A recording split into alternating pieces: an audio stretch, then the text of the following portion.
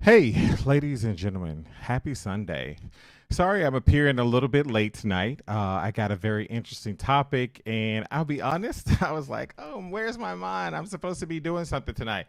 And that's supposed to be hanging out with you, beautiful people. So here we are tonight. I have an incredibly interesting topic. As a nurse, it's significant to me, and I think it's significant to some other people that are going to be on the show.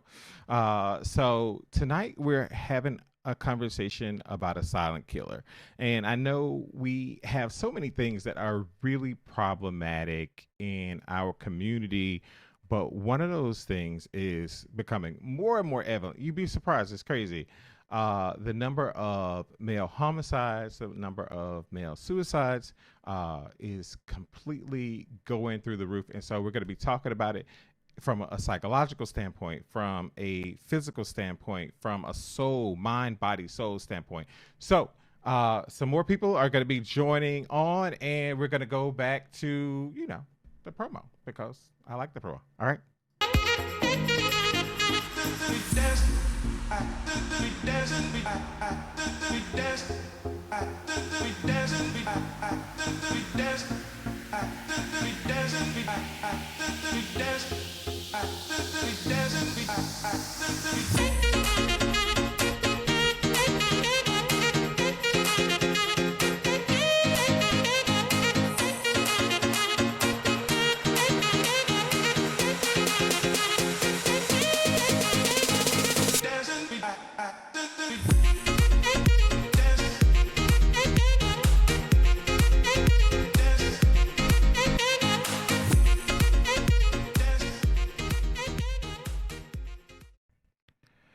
All right. So the topic of conversation tonight is about toxic masculinity. Some people have heard of it, some people haven't heard of it. I'll be honest, just a few months ago, it was something that was not really in my purview. My assistant, Tomas, thank you, Tomas, for bringing it up.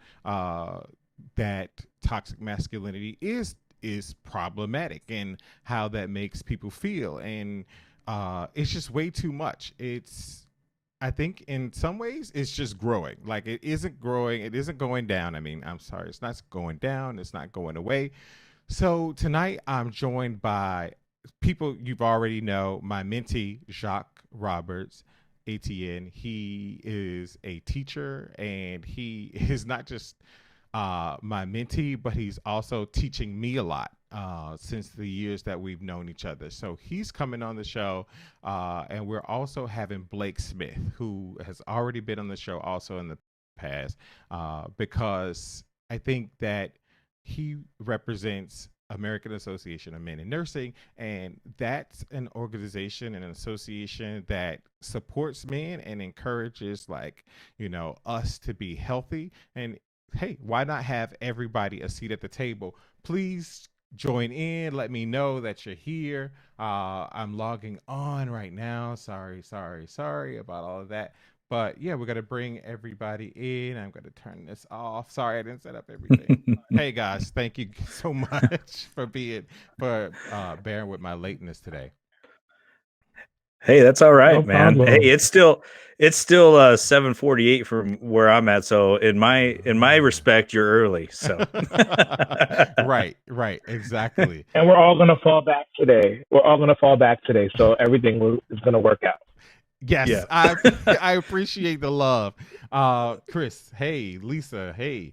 But yeah, I mean, guys, so this is a topic that both of you guys are abreast of. So I'm not hitting you with something out of left field, and you're like, oh, I don't know.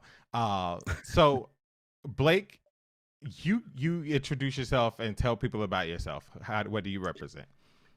Yeah, so my name is Blake Smith. I am the current national president for the American Association for Men in Nursing. I work as a nurse in informatics administration for Nebraska Medicine.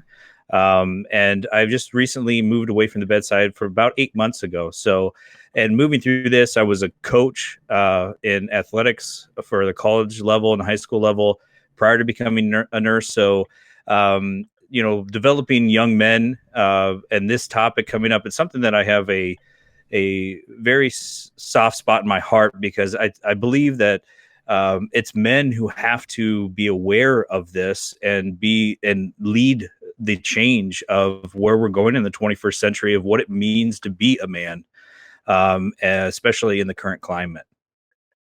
Thank you for that. Jacques, talk to us about where you come from. Why is this significant to you, if it's significant to you, and your background?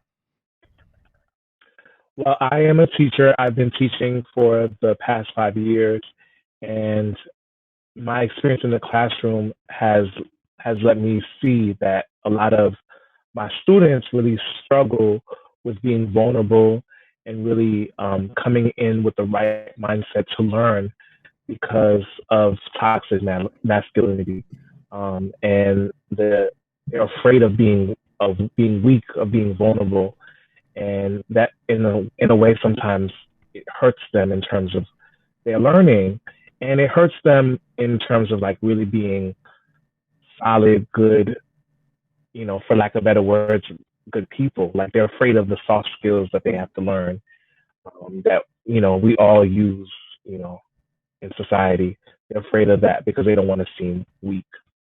Right.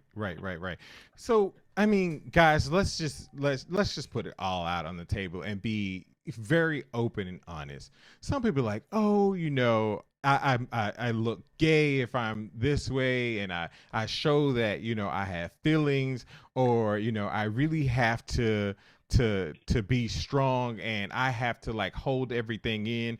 Do you still think that that's an issue in 2018, that people still like, I mean, let's talk about that phrase, what, just last year or maybe 2 years ago, no homo, bro.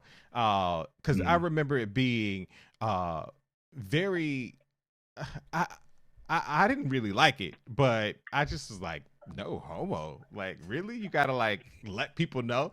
Do you think in Mm. 2018 people still go through that, like, oh, I can't, softness is associated with being homosexual or being gay? I think Yeah, I think. the first thing you have to think about is not so much, and even the word toxic masculinity, when you talk about it, makes men, it's still, when I first heard it, I got really defensive. I'm like, what are you talking about? But it's like anything in present day where things are so subtle nowadays. It's, to me, toxic masculinity and this way of thinking as a man and how we Mm-hmm. portray ourselves in society is not so much a conscious thing anymore. It's been drilled in to where we don't even know that we're doing it sometimes, that it is just how we are brought up. It's how we've come to be. And so this feeling of I have to be strong, I can't show emotion, I can't, I have to put everything in or I look like I'm weak. That is something that you don't, that at least I don't consciously go about my day saying, oh, I need to do, that's what I do to be Mm-hmm. successful. But I catch myself every once in a while and reflect of why did I, you know, just jump to that conclusion, and it's Mm-hmm. really helped me to always take a step back when I start feeling, frustrated or angry about something, and really make a point to really go through that go through all those emotions and really trying to explain to myself why I'm feeling what I'm feeling. But that can't speak for every man out there. That's what's happening, and it is, to me, it's a culture thing. Okay. And then men become feeling as victims. They're always victims about something, and we express outward on something Right. that we're frustrated about. It's not our problem, it's somebody else's problem. And that just still goes to the whole key root of what toxic masculinity is, and us really needing to really think about it as men of what it means to be a male in the society, and how we need to transform of what has been the same for hundreds of years, at a different time in society. That's not where we are today. Right. Right. Right. Jacques, what were you about to say? I was about to say that I see that it's clearly a big issue, and basically you can tell that people don't have an idea that masculinity is one thing and it can only be one thing. So what you see is when anybody strays from that norm, Hmm. um, it's like their masculinity is not seen as um, legit. It's not been verified. Like in order for you to be masculine, you have to get a cosign from somebody else that is masculine. So if you're doing something that is not masculine and somebody calls you out on it, then then it's considered gay. It's considered feminine. It's considered so you're masculine as long as other men say you're masculine. Um, and what's interesting is, from my experience, I've always felt like an other because of my sexuality. And Hmm. what's interesting is when you go into gay spaces, you realize that the same toxic masculinity lies there too. Mm, And you encounter other gay men who look at you and say, well, you know what? I don't consider you to be attractive because you're not masculine. But Mm-hmm. you, at first, you're like, I'm coming out. This should be a safe space. Like, Right. I should Exactly. feel comfortable here. But now it's like, no, like they're still within marginalized communities, like masculinity is held super high and it's so fragile. Like, even if you look at the black community, I find that, like, if we can talk about toxic masculinity and we can talk about toxic black masculinity because it's just super fragile and it's just like nothing can tamper with it. I remember there was this one video, online video of a man showing a black man teaching his son how to eat a banana properly. And it's like, this Mm. is a child. What does this Mm. child know about wow. anything sexual? So the idea that he can't put a banana in his mouth, like you got to break it from like that is like Wow. think Right. about what that's doing to a child. Wow. I mean, you know what? At the same time, though, I can see how that would be not just like something in that instance, but really that something that people do, like that men do, like that even probably even women do.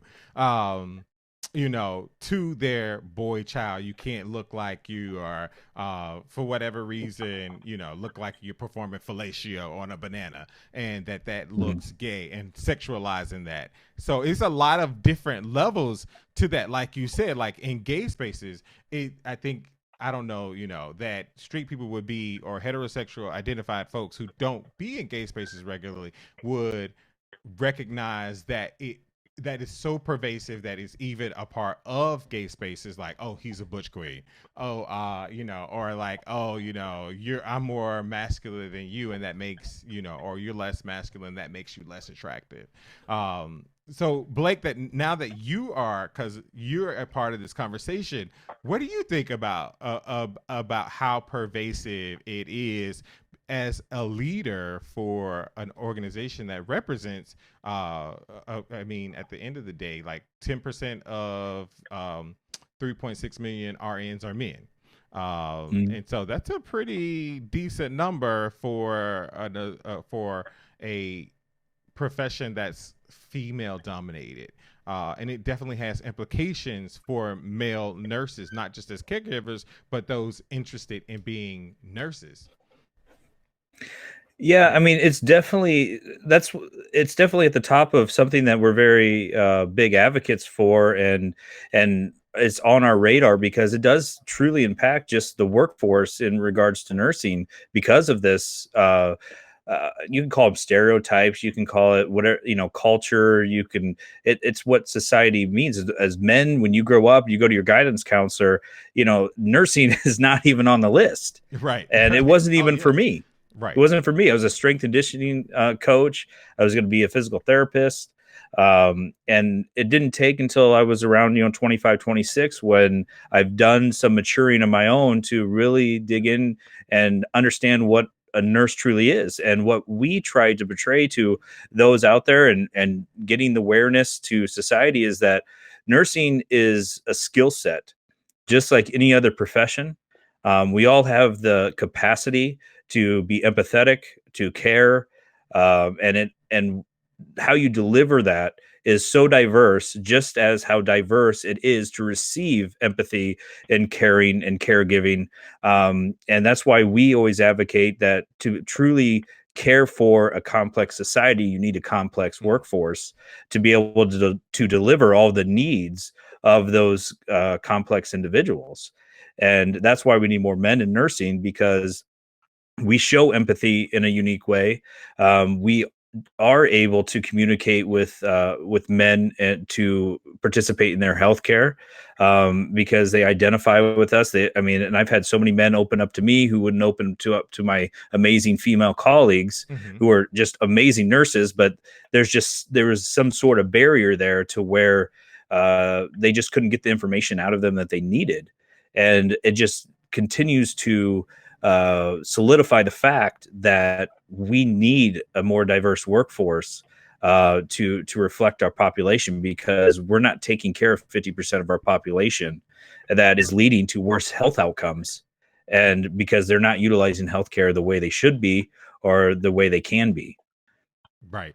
So, and thank you for saying that too, because it goes in hand with something Jacques said. So, Jacques, you said that you have felt like the other, so you were made to feel like the other, probably much before you came out. I know that I did, was made to feel like the other, like, oh, he's soft anyway, so he's a part of the other. So the fact that he's chosen a female dominated or a majority smiling profession, as my uncle, who's one of my who's a researcher, he can join the smiling profession because he's part of the other anyway, so it don't really matter. We don't have to beat him Mm. and try to make him subscribe to like this idea about masculinity.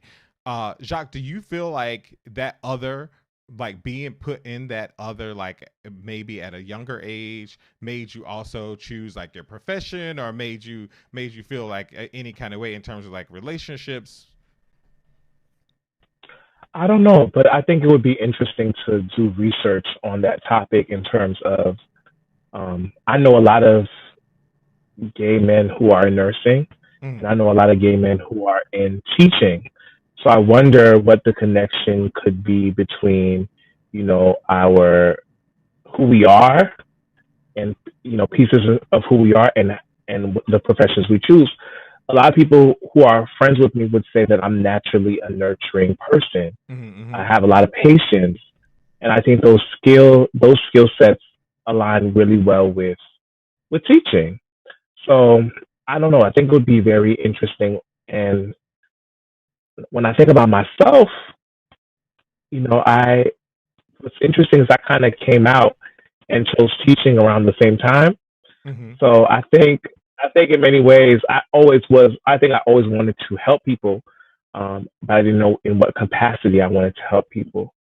And um, history has always been my passion, so it just seemed kind of um, the right thing to do to sort of blend the two together. And around that same time is also when I came out. So I it's kind of came out and as a teacher. uh-huh.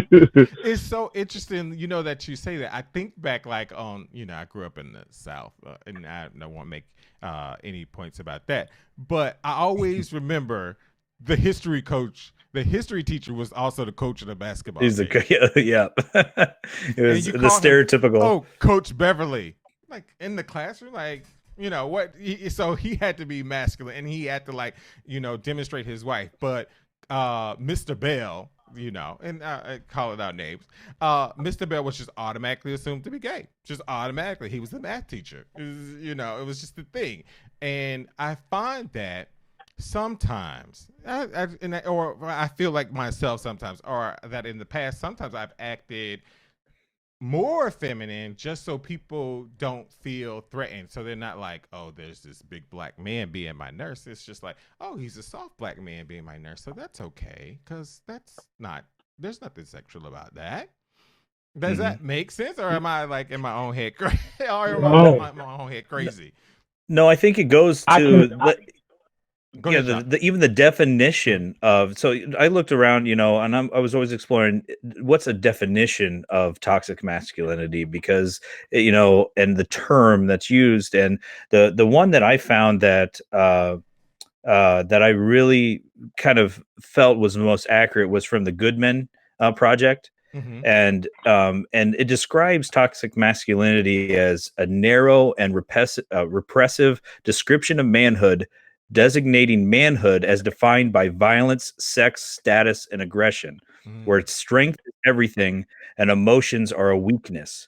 And then sex and brutality are actually yardsticks by which men are measured, while feminine traits like emotional vulnerability or not being hypersexual are means of reducing that status of being a man.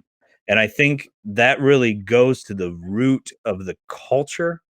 And I know that's very aggressive in the words that it uses to describe what that term is. But if you think of how we are brought up as individuals over time, and there was a study done that there was 204 adults that are parents that were uh, uh, shown a video of a baby crying, and Mm. half were told they were female, the baby was a female, and half were told that it was a male. They portrayed the female baby crying as being scared, and when they were told that the baby was a male, they said that he was angry. Mm. And the researchers came to the result of, well, you know, you would think that someone being scared, you'd be more cuddled and reassured than if you were an individual being angry. You would not have the same reaction of those who were nurturing you. And that's just one example of many of the studies that are out there, that there's not much done in the adult world in toxic masculinity, but there's been much more research done on a psychological profile of younger individuals, of how they're grown up and nurtured. And I thought that it's so fascinating that they would view the same video, of a baby where you can't tell the gender in a different Right. light, just Right. based Right. off of Right. what the researchers told them. And Jacques, what were you about to say? Jacques, I you can't had something. remember, but it'll come back to me. sorry. But yeah, I mean, one thing you mentioned, Blake, let's just be honest, violence and violent acts are on the rise, and more men and boys and males are committing more serious acts of violence. Whether it be, from just the recent thing with the bombs, or going to school and shooting.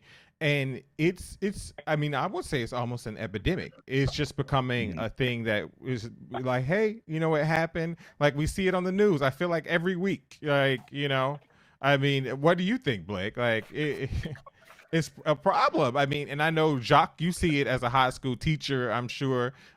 Boys like physically fighting. I think it's growing. Like, it's not going away. You would think in 2018, like, that stuff, that happened back in the days of my dad or my granddad, but the stuff is still going on. I wouldn't put it completely all on the boys. Mm. In Mhm. I feel like I don't know. For me, I feel like you have to break it down. So when it comes in terms of like certain groups do certain types of violence, like Mm-hmm. Mm-hmm. Mm-hmm. like for example, like with the pipe bomb stuff, in my mind, I already knew that it was going to be a white man or a white looking man, somebody more Anglo than Mhm. black. Like I think that Mm-hmm. in all of in all of the craziness that we've had in terms of like mass shootings, like I think only like the snipers were, two black men. It just seems like black Right. men Which we really do all were not like commit shocked crimes by. like I don't want to speak for the whole black right, community, but we was like really? right. Mhm. But it seems like black men really do not commit crimes like that. We do commit in my school. I do see a lot of violence, and I teach a predominantly black school. I see a lot of violence amongst my students. But I will also say the girls fight just as hard as the boys fight. Check out So Carmen. that has been something that's been interesting to me. Like I witnessed one fight in my classroom where the female was an aggressor um, with another man, with another young boy, Mm-hmm. and that was interesting to me too. So it's it's interesting because I think you have to break it down not only um, by gender, but you also got to look at it by race. Oh, so Um, let's make it hot, because now that you say that, you are taught like boys aren't supposed to hit girls. So, it's okay for the boys to hit another boy, but a girl Mhm. hits you, you're not supposed to hit that girl because now you're wrong. I won't go oh no, find that video online where the man that like, young what's that, Jacques? that young boy hit that girl though. Like after she hit him, all bets were off. Uh huh. They squared up. Right, right. What do you think, Blake? Like, yeah, we teach boys you're not supposed to hit girls. Like, only a punk hits a girl. I've heard that in my past. Only punks hit girls. Yada yada yada. But when girls hit you, like you're the stronger It's one. defensive. Is Yeah, defensive. well, and you're not supposed to, I mean, that's again another societal norm. I keep going back to this is it's how we're taught and I go back to any act that someone portrays, they have consequences and they have responsibilities for.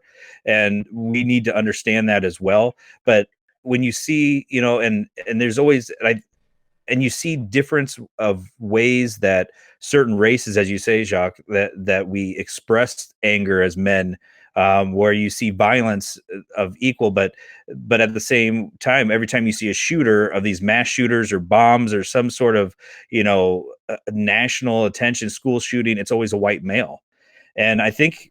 And there's got to be something to that. This is not just random white males doing. There's a trend here. So it's really understanding why that is.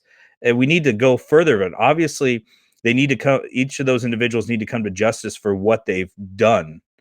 Mm-hmm. And I saw this. Go go ahead. ahead. I'm sorry. I didn't mean to cut you off, Blake. Just when you were talking, something clicked with me. I was watching a documentary and it was done by the BBC. And the BBC came to the States and they were looking at one of the silent killers of white men. And one of the silent killers of white men in the States is suicide.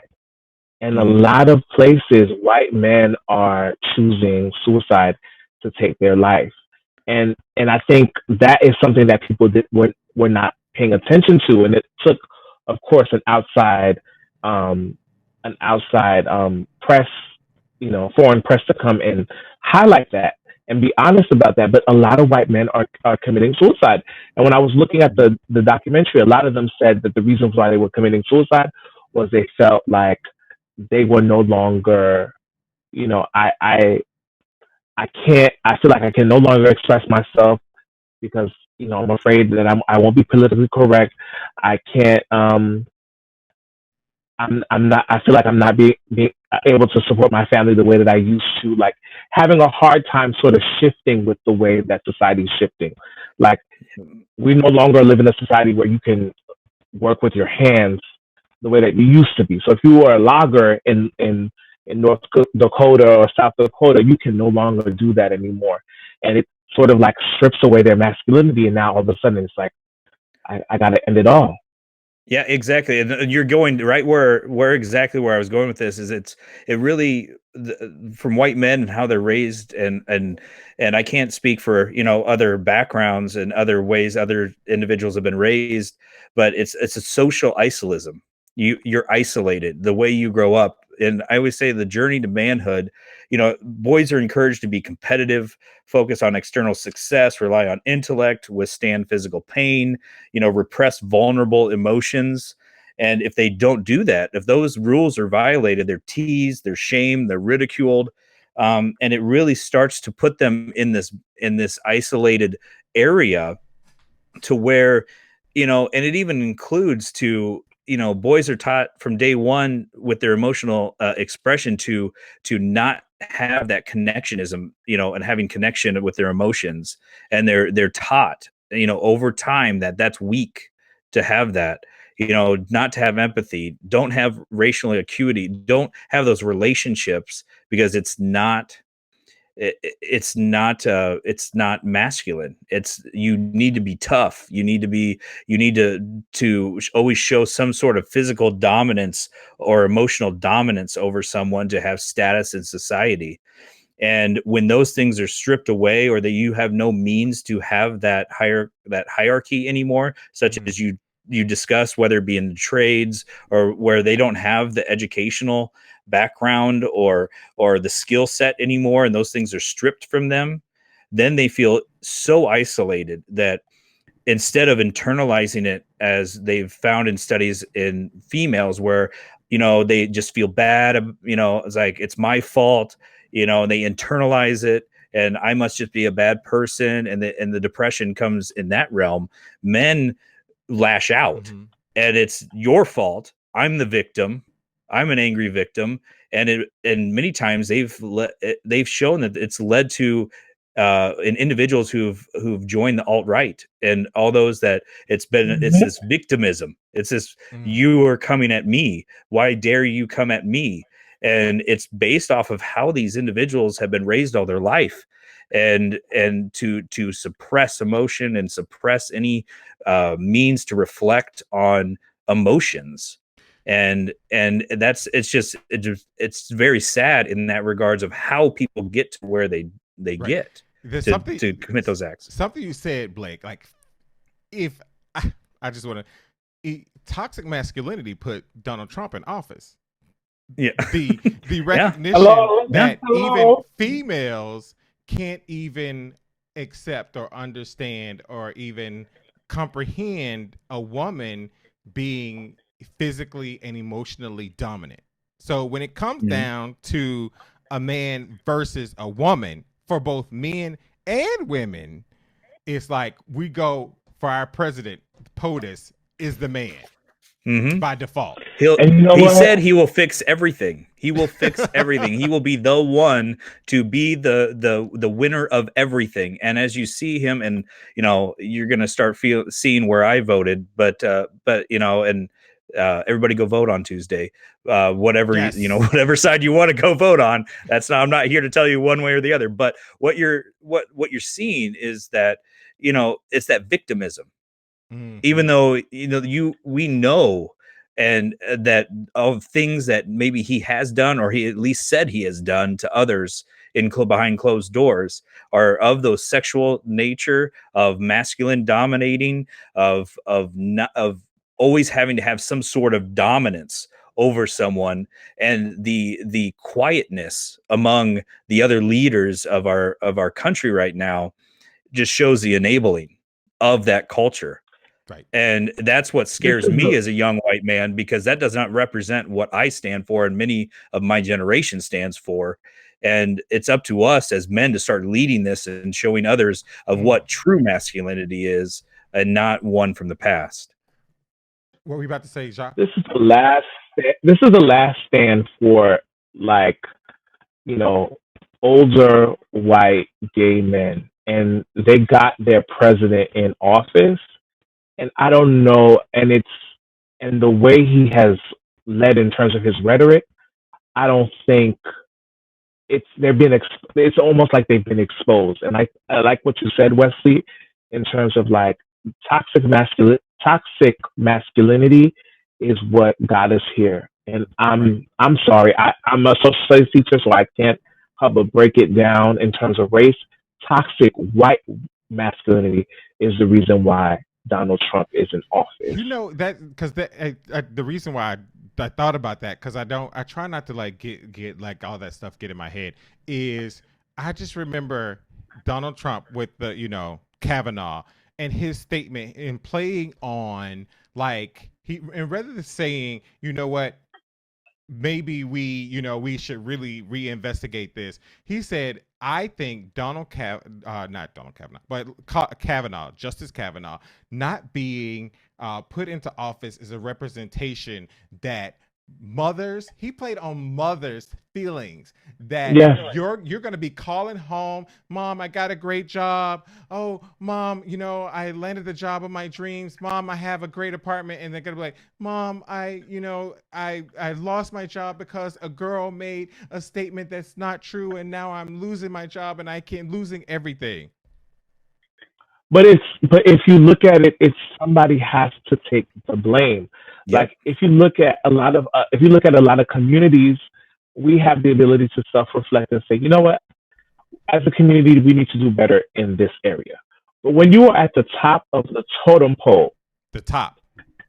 Right. right, when you are a white man, there really is nobody you should be able to blame but yourself. If you are in a you know in a bad situation, what did I do? Because literally there are no stacks against me. Like I can be able to conquer. Like, but what Trump has been able to do is those white men who are kind of like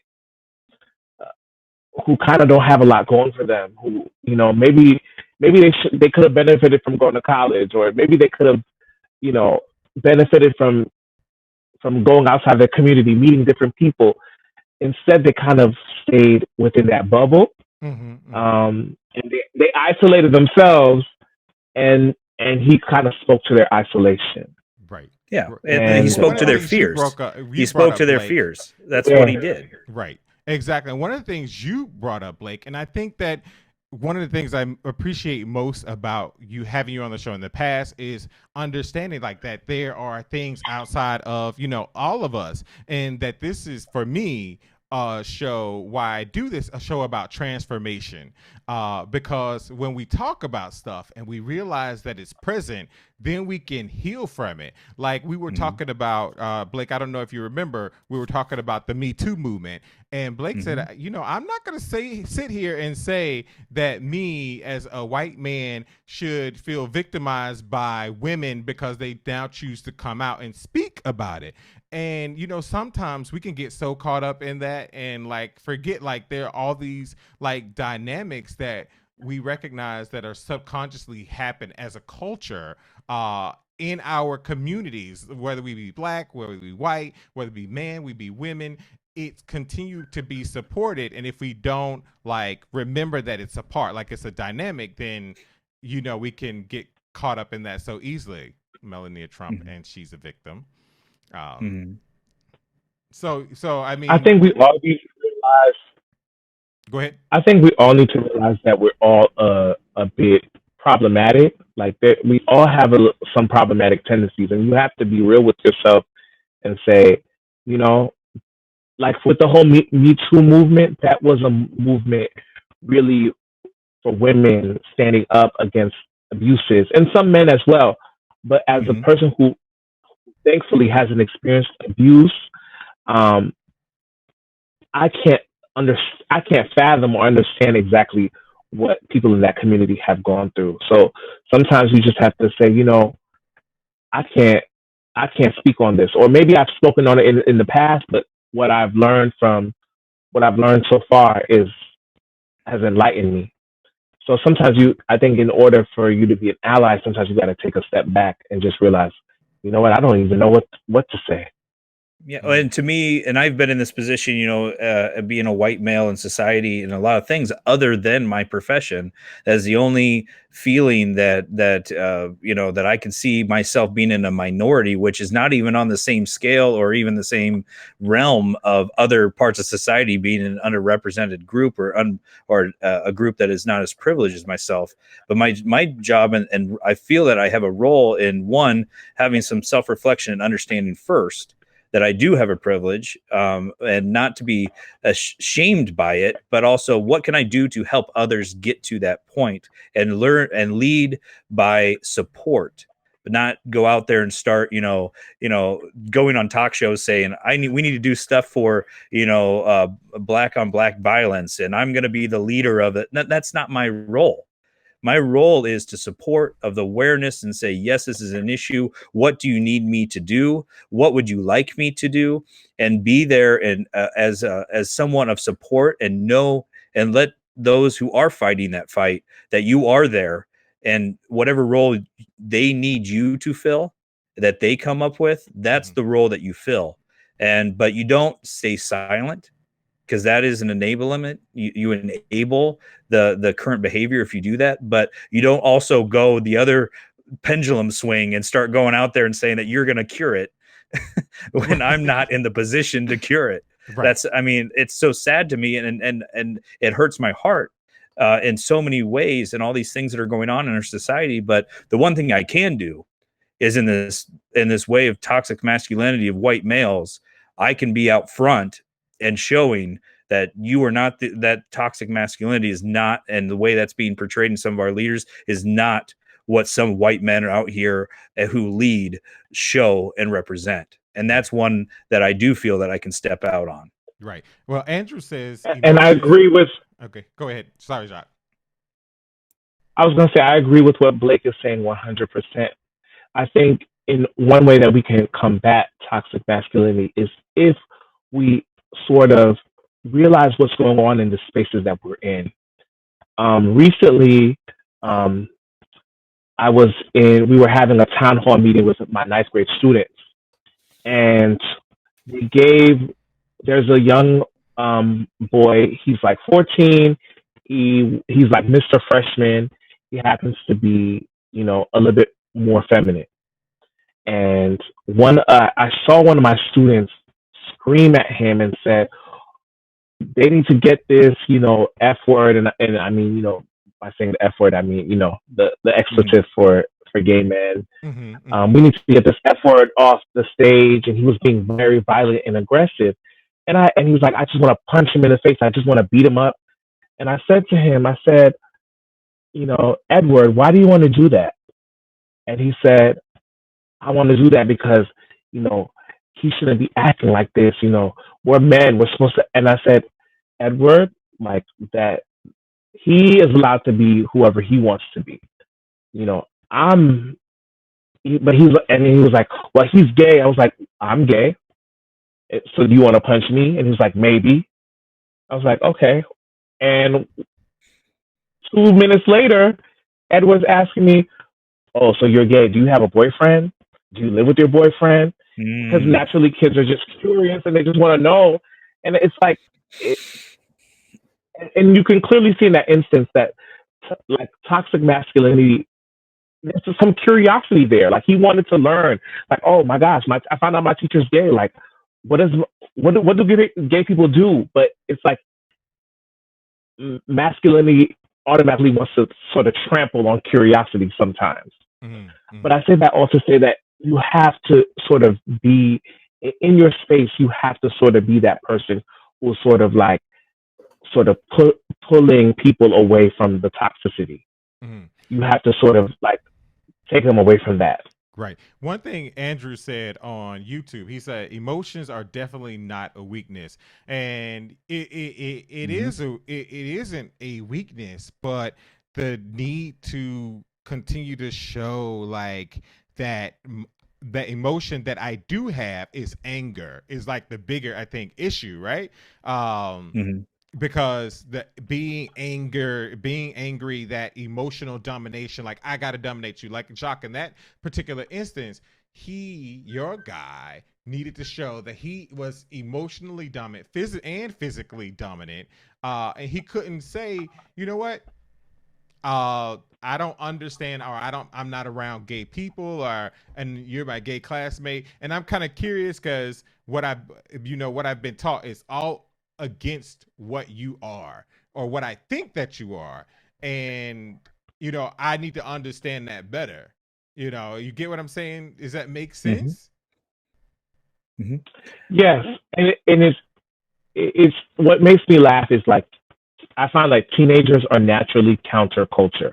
Like Mm. teenagers like to do things It's the that are rebellious stage. considered right, Right. but they refuse to be rebellious. Especially the students I'm teaching in my community in like a strict black um, disenfranchised community.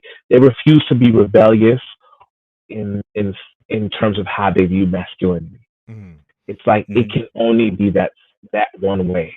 So that's so Because interesting. Just because I meet, yeah, it's because yeah, go ahead. their status is diminished. They want that status, they want Mm, that power. That's what they've always been told, and so they know that that's one line that they can't cross because they know that their status among other men within their culture or within their community will not see them in that hierarchy of power.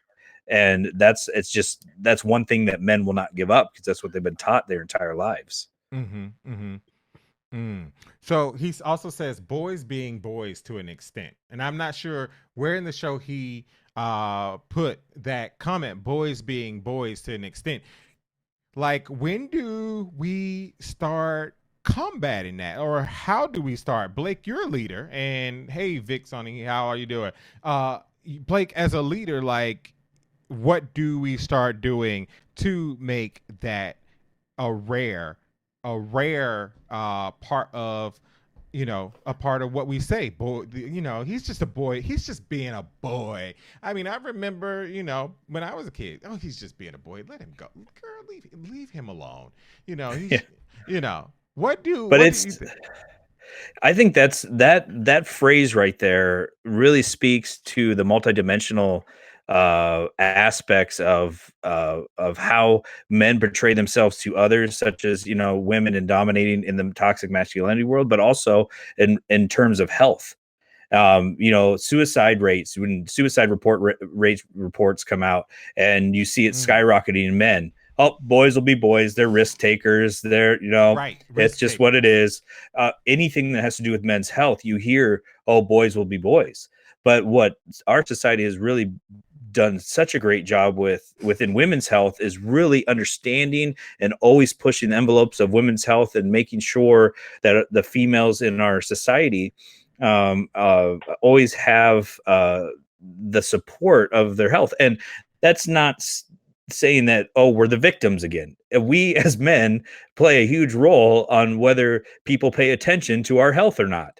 Mm-hmm. And we're the ones that mainly in a general terms are not participating in our health and saying, hey, what about us? What about our suicide rate? What's going on with this? Why is all of this happening? And that's really where this toxic masculinity leads into the health realm and Mm-hmm. social determinants, because it's toxic masculinity is kind of umbrella over different barriers such as job availability, underutilization of healthcare, and threats of increased risk-taking behavior, societal norms and peer pressure, work environments.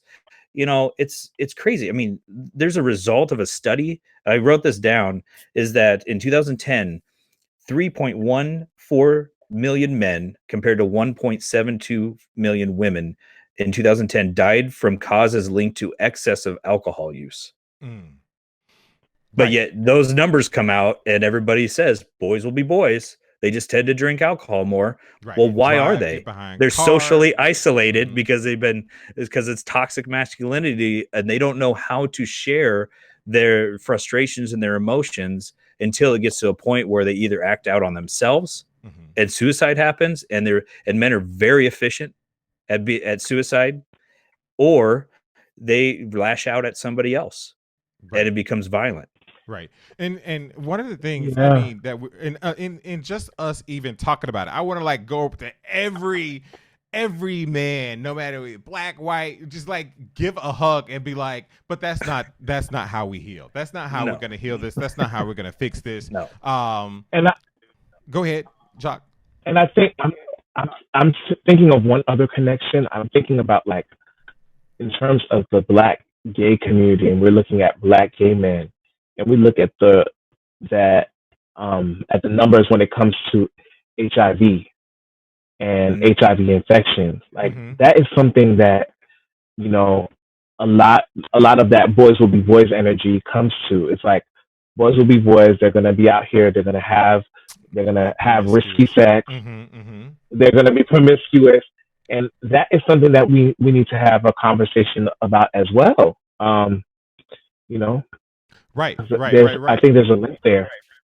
Mhm. And so the good and the bad thing is we've always had this data that says these are what these are what males typically do. They have less likelihood to be in committed relationships without being, without being sexually promiscuous with another partner. Men are more likely to use guns. These are like things that have not that they're not new. They didn't come out when Blake and I were born, and we were pretty young. Uh, but they still are on our radar, and we still like push them aside and make excuses and choose other things as the agenda item to deal with. Exactly. I feel like so many other things take precedence, and I'm not trying to like I never want to diminish any movement. There's a lot of movements, but I think that this movement deserves some real attention. So deserves like some very real attention, and I don't know how to bring it to attention. I don't know what I mean. Am I making any sense here? If I'm being stupid, just say, Wesley, you're being stupid. There's not a movement. We need to focus on all this other things right now. I mean, but I think our sisters started getting it right. The whole feminist movement and empowerment and stuff, but there is very little movement and empowerment for men to deal with this really toxic culture.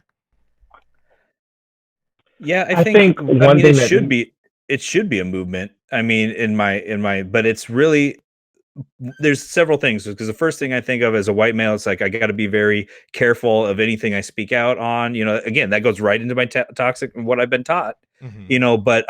But it's getting past those barriers of this is the right thing to talk about. You see the Me Too movement, you see all these movements that are more than warranted in everything that's been going on, but men need to start coming out and talking about this, and it has to start with our leaders.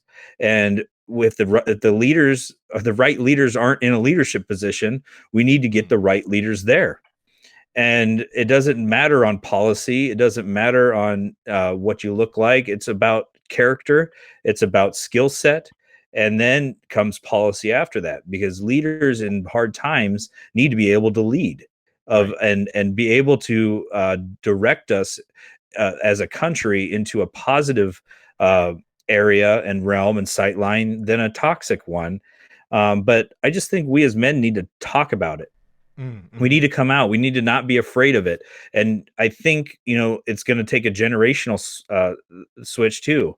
Just like I think, would talk politics, and we're not here to talk about politics today, but again, it's going to take a generational shift. That's why you see a lot more millennials running for uh, uh, uh, political seats, because we're Right. tired of it. Right. We're tired of it. And so it's time for a new generation to come through. But we as men who I give my two little girls a bath every night. They will not let mom give a bath every night. That's what I do. That's what dad does. Dad goes, and when I get a boo boo, dad comes and he consoles me. Right. And those things are happening organically in the millennial generation, and maybe a little bit of the generation before. But the society is moving that way. But we need to be out on social media showing men in a light that are nurturing, Mm-hmm. showing that we don't need to be macho man every time to be masculine. I was a college football player.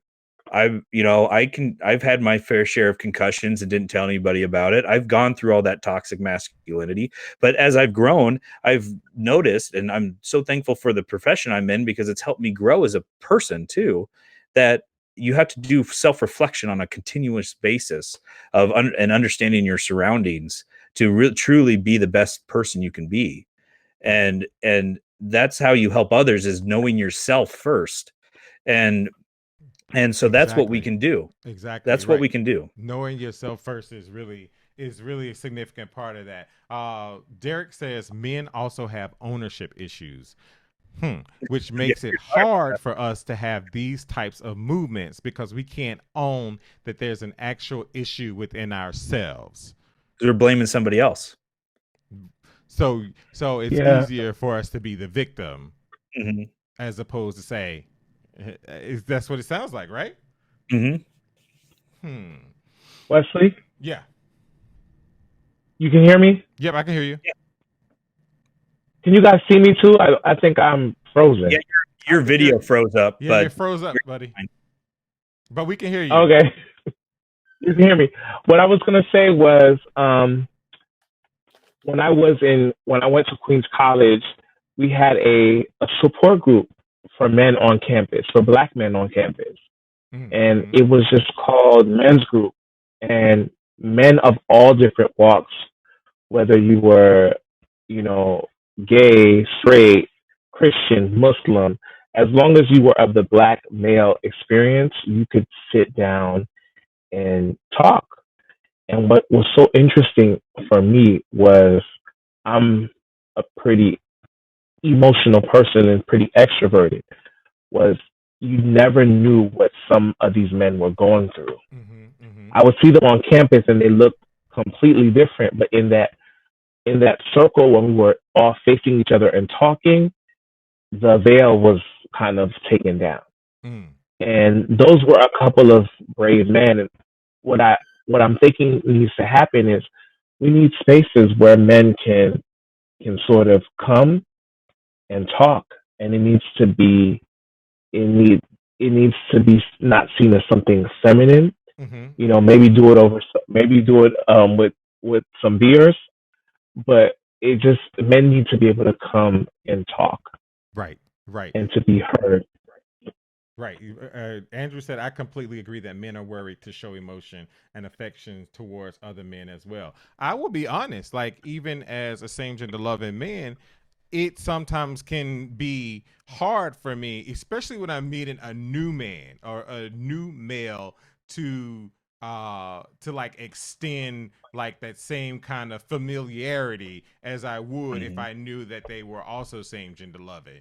And I think that that's still part of like the culture that I'm still stuck in, if that makes sense. Jacques, does I mean, or Blake, I mean, does that make sense or like? Well, it's I have very many close friends who are, are same loving men, as you refer to yourself as. I don't know if I said that correctly or not, but It's okay. um, I had a fraternity brother that we knew that that he may be a gay man, and we kind of knew before he did, and but nothing changed. And so when he came out to us, it was actually at a wedding of one of our pledge brothers, and he's just like, Blake, I just have to tell you something.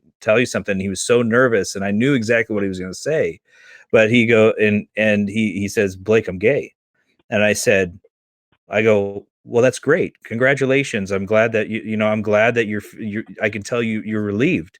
And he looks at me like, I'm like, what does that change with me, man? Like what's that? Like it doesn't, but he was so worried about how even someone who we spent every single day together for 4 years, and we knew each other, and we would share the most intimate secrets, that a fraternity brothers can share, that he still felt that he didn't know how I was going to react, even though we had other friends who were gay as well, and he knew that I had no problem being around other same sex, or gay individuals. And I'm like, dude, that's not what this is about. You are you, Mhm.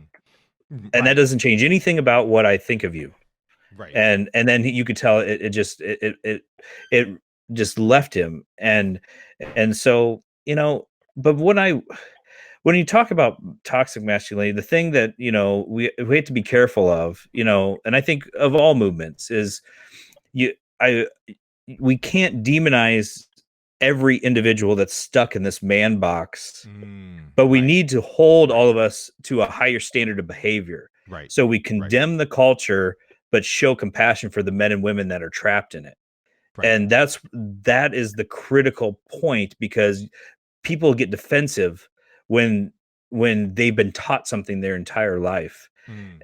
and that they don't even know they're in it, Right. but that's the Right. way they think. I like And that word so you said, especially demonization is never useful.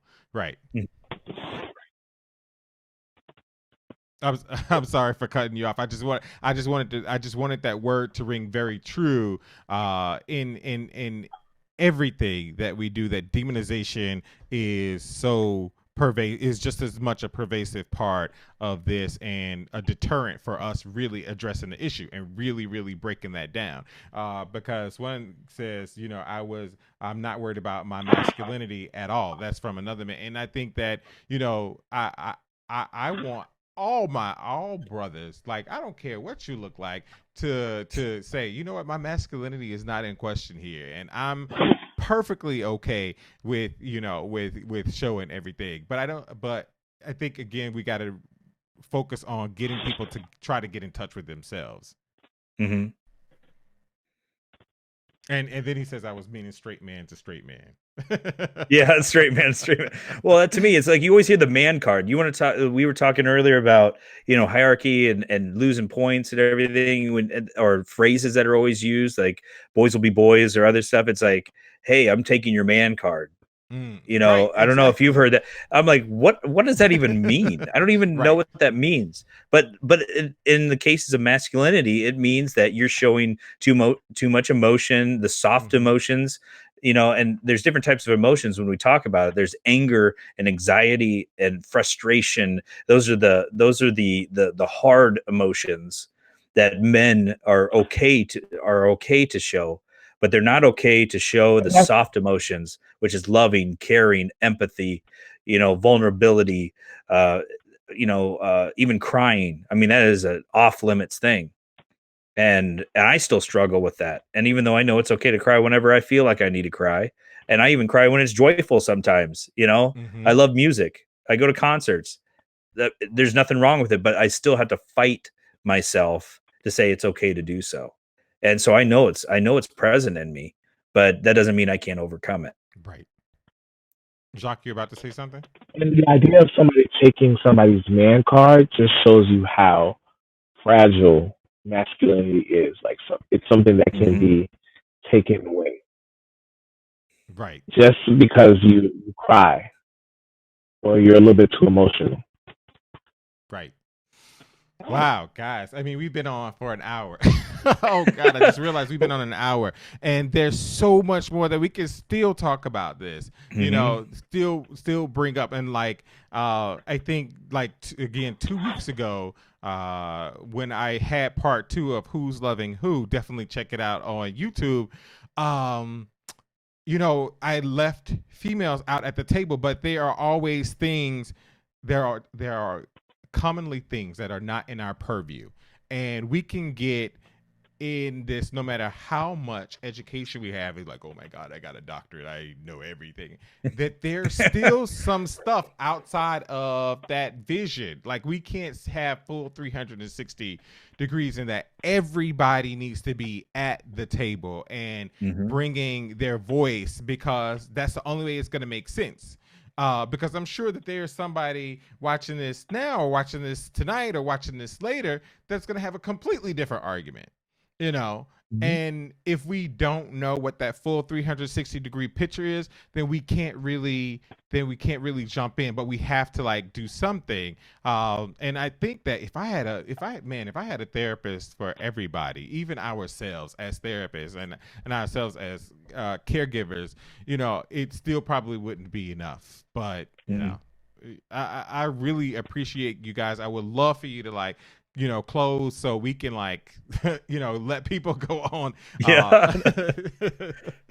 I mean, Jacques, I mean, toxic masculinity has been something that's, I feel like, has been a part of a conversation that you and I have been having for years, and not and not really in very black and white terms, but very much you saying I'm brave enough to be free and to be comfortable, and whatever that means doesn't like relegate me to being soft or me being. What do you think in closing? In closing, I feel like these are just conversations that we need to have. Um, like I described earlier, men are sort of the gatekeepers of what is masculine, and Mm. as a man, I have to sort of within my circle sort of show what masculinity is and say, Mm. okay, you guys think you guys are the gatekeeper, but I'm about to change the keys on y'all. This is what I think it is to be masculine. You can't have Shake the it keys up. anymore. I'm taking the keys from you. Right, right. Because if we continue to let certain people define what masculinity is, then it's gonna be in a state that is toxic. We have to give men the ability to just be free. And I'm talking about men of all ages. If your son wants to try on nail polish, he might want to try on nail polish just because he sees mom use it. If he steps into mom's high heels, maybe he just wants to be taller. Like, we have to stop looking at these things as they mean something that Mm-hmm. they're not. Mm. Um, just give men of all ages the liberty, the autonomy to just be free. Right. And what do you and Blake, same question posed to you. I really appreciate you for taking, for like at the last minute, taking on, having this conversation, and because I know you've been a football player, and most people are like, oh well, football players can't be gay, Mm. people still have these very ignorant ideas about what makes a man and what makes men sports and all this other stuff, even in 2018. So I really appreciate you, and I think it's significant. So I'd love to hear your closing part about this issue, because Well, if there's it's one important. thing I could do just to sum this all up, is that I challenge all of us as men to really listen to one another, Uh oh. and just let all of us be vulnerable Mm-hmm. without a a charge of judgment. Expression of thoughts is not a weakness; it's a form of control. And if you have to hold it into a breaking point, and isolated by our thoughts. That's the true weakness here, and it leads to violent acts. And so, we have to empower our sons to grow the natural capacity for connection from their earliest years. We can't just we have to let them explore, like Jock said, is that you have to let them be themselves, and just utilizing relational intelligence and social emotional learning. They're powerful frameworks that really make us who we are as individuals. And if you squash all of those from day one, men are going to be less connected to society, and they're going to be more and more isolated. And we know, the research is coming to light, is that social isolationism really is the precursor to many of the issues that we're having in society today. And we cannot leave men behind. We Right. have to actually bring them on board and be okay to, and I always say, share thoughts, don't share feelings, because as soon as you say the word feelings, men will shut off. Mm. And so until we can get to the point where we can utilize that word again, I always say to my male patients, what are your thoughts on this? Because Mm. it's a Right. form Right. of them participating, and you will find out so much more than you would ever want to know, because they can feel that they can be vulnerable around you without judgment. And and so I challenge all of us to to get out of our comfort zones, be a part of this movement. I Right. guess I hope this is the first day of the movement. Maybe we Hey, coin it or something. you I'm know with you, Blake. Throw this out there for the challenge with No Shave November. So we could put it oh in with No Shave November. So hey, yeah, why not? yeah. Yeah, so I mean, I just thank you for letting me be here, and as you and I as nurses, this is something that we battle, for every single day of our lives. And I know you and Jacques battle it on a whole different level when it comes to society and being, proud gay men. And so it's it's something that we need to continue to work on, and we need to make the other forms of masculinity the new norm and get rid of this old way of thinking. And I think we can do it. It just, I don't know what time frame that's going to be. Right, right. I don't. And I I really think. want to say, Go ahead, Jacques. I just wanted to also say thank you so much, Wesley, for having me on tonight. Thank you so much, Blake, for having this conversation with us. Like I feel like I learned so much about you, and thank you also for being an awesome ally. Like you spoke tonight, and you showed how it what it means to truly be an ally of not only you know Black people, but of LGBT people as well. Right, Well, right. thank you. That means a lot to me. And I think as long as we all show that, you know what, I have shortcomings. I don't know everything. And I'm going to tell you, this has been just my experience. And I'm just speaking from my experience. And sometimes that it can be ignorant, or it comes from a place that I'm ready and willing to hear what your experience is. And let's try to join those together to try to make this make sense. Is just the first way, is the first place that we can start, instead of saying I know everything, and I Yeah. can speak on this, and I'm a specialist on this and that, and yada yada yada. I mean, Yeah. we're very few specialists in everything. Yeah, exactly. All right, gentlemen, thank you so much. I appreciate it. You guys have a great, great, great, great night. Let's go out and issue this challenge in No Shave November for our brothers, while you're not shaving your head and you're not shaving your face, because I didn't shave. For No Shave November, I'm not donating. No, I'm probably I gonna know. donate. I just did. Yes, you Disclaimer. I broke it. did it right You before it broke came it. on. Wesley You knows. shaved But right the before you problem came. is, I can't grow anything. I can't grow anything. So it will be this little tiny mustache and this like neck hair. But I'll do it because it's worth it. Well, I shaved mine before November, so I'm ready. I'm going all November long, whether I violate the my N95 mask or whatever. All right, uh, have a guys. great night, Thank everyone. you so much, so much, so much. Have a good one.